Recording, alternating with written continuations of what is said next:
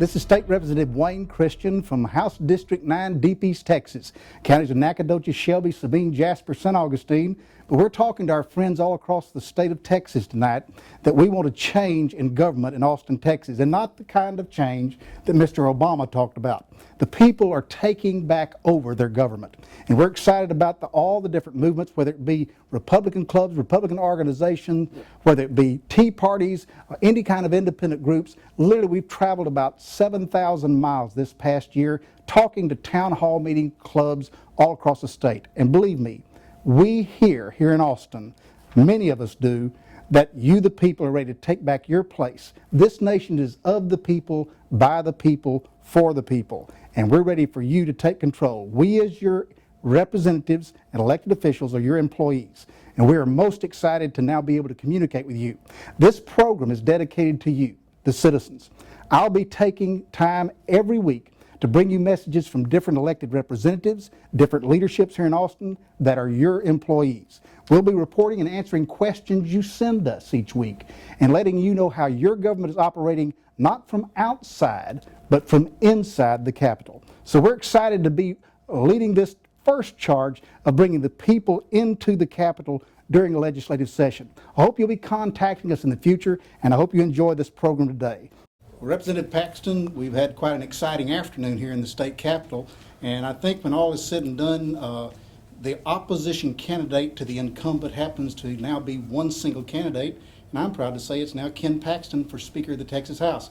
Tell us a little bit about what you feel going on today and what you need people there to be participating in this last hour rush toward the decision, which is important at daylight tomorrow. Well, Wayne, I've always felt like we needed a conservative speaker.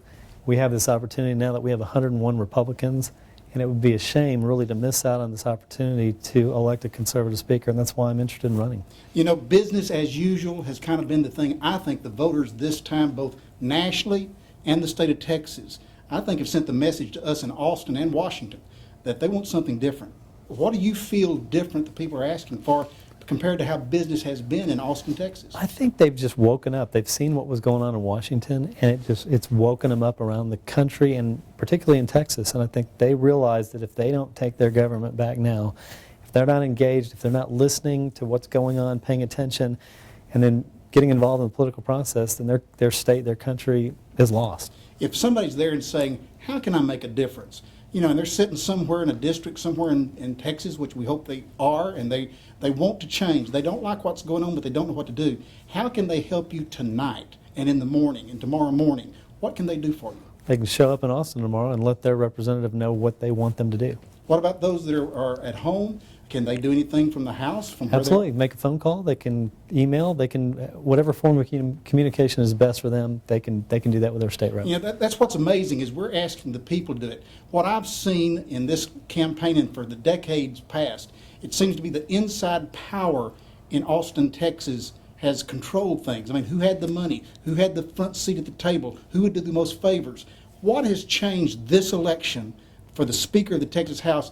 I mean, we didn't hear about the Speaker election. Why is it different this time? Yeah, it is different this time. I don't think, part of it is that the law changed. It used to be that speaker races were an inside baseball game. But as a result of a lawsuit by Kelly Shackelford, the regular citizens can be involved in this. They can participate in any way they want. They can give money. They can show up. And it's the first time, really, I think, in Texas history that we've had this kind of involvement.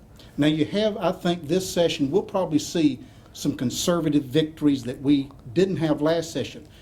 Why are we able to have that this time, and why your being Speaker would be important?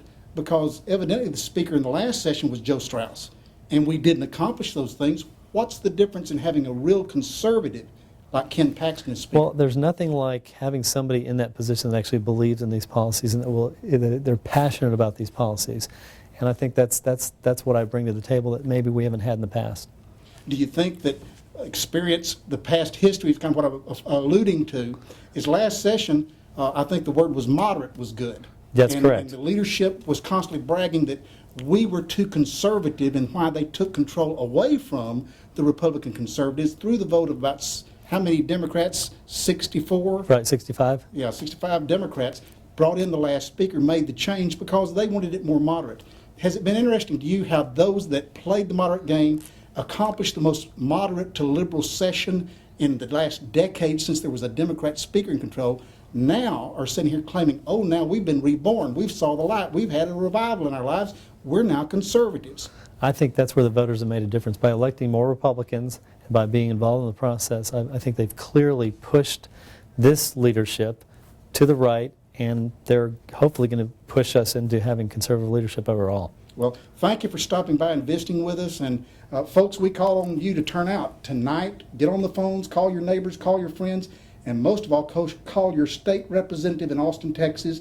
Daylight tomorrow. Make sure everybody you know, every family member, every Republican Club member, everybody gets on the phones and calls to elect Ken Paxton, Speaker of the Texas House. Ken, we had some meetings today, and we had a vote in the caucus. Then we had another meeting afterwards to say how it was going to be decided. Give us kind of an overview of what was decided and what the procedure will be tomorrow in the Texas House. What's nice about tomorrow is that we'll have the opportunity to vote in public, record vote on who the Texas Speaker is, so that people who are out there in Texas, people who vote, know who we voted for. Today was a vote inside the caucus. It was not public, and I think that the people of Texas need to have the opportunity to know who we voted for.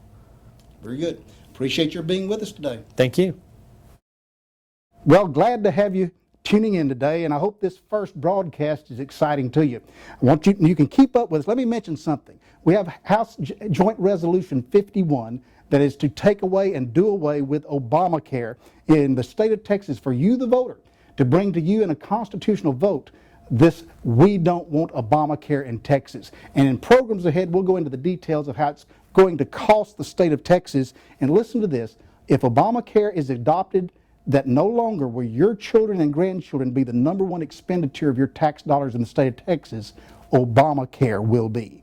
Make sure and follow us. If you are not agreeing with Obamacare and feel we as Texans should not adopt or follow or respect Obamacare, follow us in that fight this session. We'll be telling you all the details, but just get on Twitter. Look at @HJR_51. That's @HJR_51. Thank you very much. Hey, this is Wayne Christian, the only Christian in the Texas legislature, saying tune back in. We'll look forward to visiting with you throughout this session. Have a good day.